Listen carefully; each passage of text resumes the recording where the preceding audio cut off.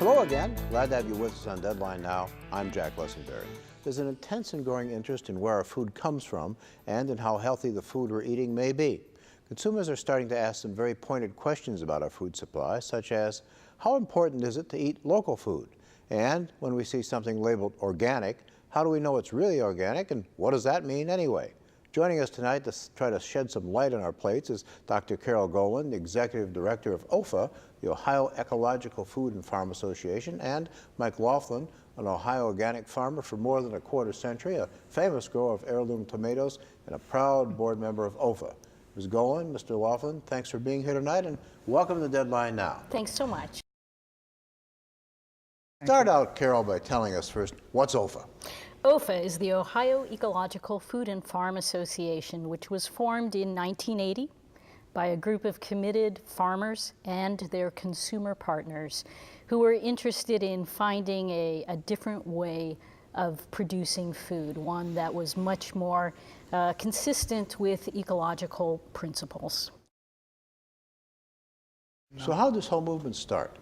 You know, it's really interesting listening to some of the founders of OEFFA, or the folks who are really getting up there in years. There's a consistent story you hear from them about farming post-World War II into the 50s, into the 60s, with chemicals, which of course was an industry that grew out of World War II and what was being taught in the universities at the time.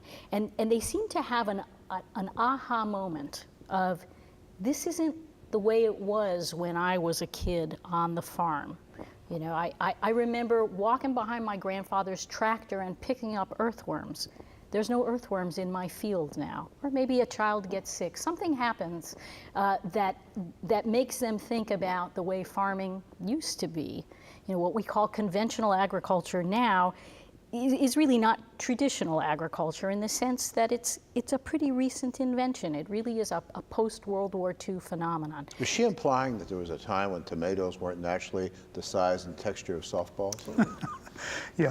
Yes, it is, and that's exactly true. I mean, that's what really kind of spurred us into growing the things that we grow. That to grow product that actually has flavor and has nutrients in it, and that's what a heretical concept. Yeah.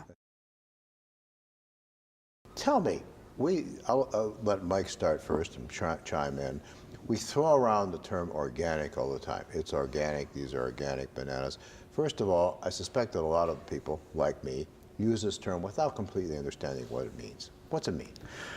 Well, the real short answer to that is that it's a fruit or vegetable or an animal that's raised without the use of synthetics.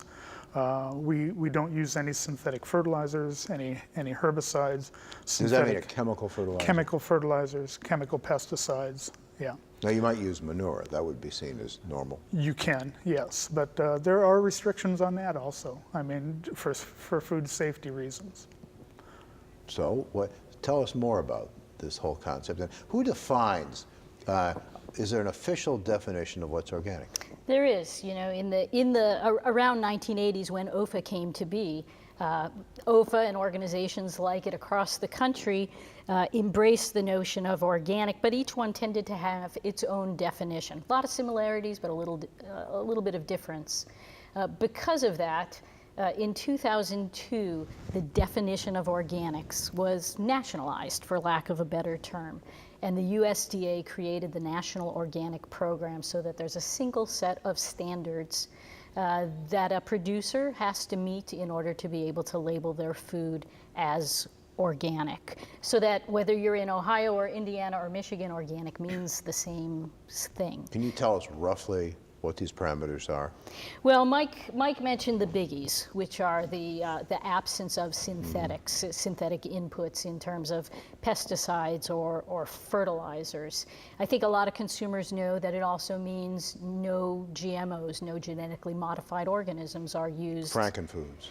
Frankenfoods, the no sewer sludge, no irradiation of food. I think the most unappreciated part of organics is it's really not just about what's not there, but about the grower's obligation to always be improving their soil protecting water and air resources, showing how they enhance biodiversity. So there is a real sense of an ecological imperative, and those farmers being very good stewards of their land. Tell us what this means for you, growing tomatoes. Well, what it means to me personally is when we started our farm, I mean, when I was younger, I was always very involved in environmental issues, and I knew that I wanted, when I farmed, I wanted to do it in a way that was safe for me, for my family, providing good food for them, and for our customers. So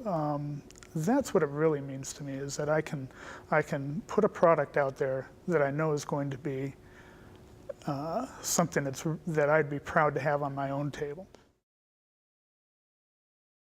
Well, here's something that's occurred to me. There's a problem. When I toddle home today, I'm going to stop at the fruit market. I'm going to see organic versus non-organic. Yes. The organic stuff is going to be more expensive. Yes. Now, I can afford that. I don't have children. But there are a lot of people who are really tight on money. And are they able to eat healthily? That's one of those questions that keeps me up at night. I don't think there's any denying organic food is more expensive. Could it be less expensive in the long run when you consider its effect on your body? Certainly it can be less expensive in that regard, and in terms of environmental harm that's created by the alternative methods. You know, I think people will find food is more affordable in farmers markets. There's an option for growing your own, but you know, we don't want to recreate a system with organics in which farmers aren't receiving their fair share. I think you also want to look at why the non-organic is cheaper, and it's because of labor that they're using that are not being paid a fair wage a lot of times at you know, substandard, and most of the local, or especially the local organic food is being grown on small farms, so we're not highly mechanized. We're producing the food and distributing it ourselves, so that kind of drives the cost up.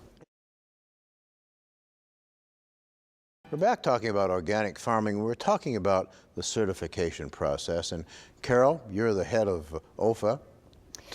And we have an organic certification program. We're one of 50 certifiers that is accredited by the USDA to make that decision about whether a product meets the regulations, is compliant with organic standards.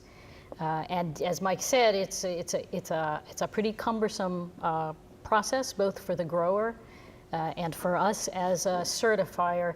But I feel comfortable saying it is probably, the organic label is probably the most verified eco-label that is out there in the marketplace. You just mentioned, Mike, that you have to fill out 30 pages of, how often do you have to do that? That's a yearly. Does it need to be that cumbersome? I think there may be a lot of people who, if they're thinking about doing this, and they say, you got to fill out 30 pages every year, that might be a disincentive. Well, you know, and that's true, and a lot of people do make that claim. I will say, 30 years ago when I joined OEFFA as a volunteer, I chaired the certification program. So it's your fault. And no, I mean, at that time, our application was one side of an 8.5 by 11 sheet of paper, and on the other side was the standards. Well, now the standards are kind of like a phone book, and the application is quite a bit longer. But what most of that application is record keeping, and it's things that it's forced me to be a better business person, keeping the records and reporting what we're growing and our yield and our sales are all things that have helped make my business prosper more. So it on one hand it might seem cumbersome and a lot of extra work for me, but on the other hand there's some real benefits to doing it. 10 years from now, how would you like the world to be different in terms of farming? Realistically, what do you think might be the case? Number one, I'd like to see the mean age of farmers drop. We have an aging farmer population, and it is tough for young folks to get into farming, and unless they have a family farm, because it's not cheap. So I'd like to see more younger farmers coming in. Of course, I'd like to see more acres under organic management. I would like to see lots of options for local food processing and distribution. Mike? I feel like I've already seen that. When we started, the markets were very narrow as far as where we could sell and how we could sell. The demand has increased in such a huge way over the last 25 years that it's hard to keep up with the demand. And the opportunities for different crops and what people are willing to try, I just think the opportunities are endless. It's going to be fascinating to watch. Absolutely. For many years, I doubt that most of us thought much about where our food came from. This was certainly true when I was growing up and even into the 1970s and 80s. We all read Upton Sinclair's The Jungle about horrible conditions in turn-of-the-century slaughterhouses. We assumed, however, that good government reforms in the U.S. Agriculture Department made sure there were no such abuses anymore. Then, however, I became a journalist and learned things that, at first, I really didn't want to know, about chemicals being pumped into meat that was already shot full of steroids and other unnatural products. We learned about genetically modified frankenfoods and heard about disasters such as the mid-1970s episode in Michigan where a chemical fire retardant known as PBB somehow got mixed in the cattle feed. Virtually everyone in Michigan has some of it in their bodies today, and there's no agreement on the long-term effects. But while we don't know precisely how some chemicals may affect us, it stands to reason that food grown as naturally as possible ought to be better for us. So in most cases, this should be food that is naturally grown and harvested as close to where we live as possible.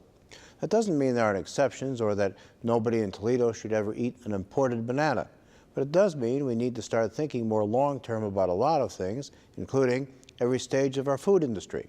That includes how it's grown or raised, to whether those involved in the food industry can make a decent living in an ethical way.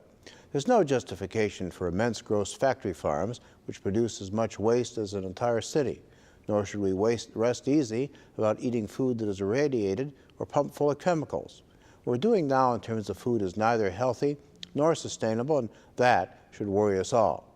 Many years ago, the folk singer Joni Mitchell sang a song called Big Yellow Taxi, which is famous mostly for the line, "They paved paradise and put up a parking lot."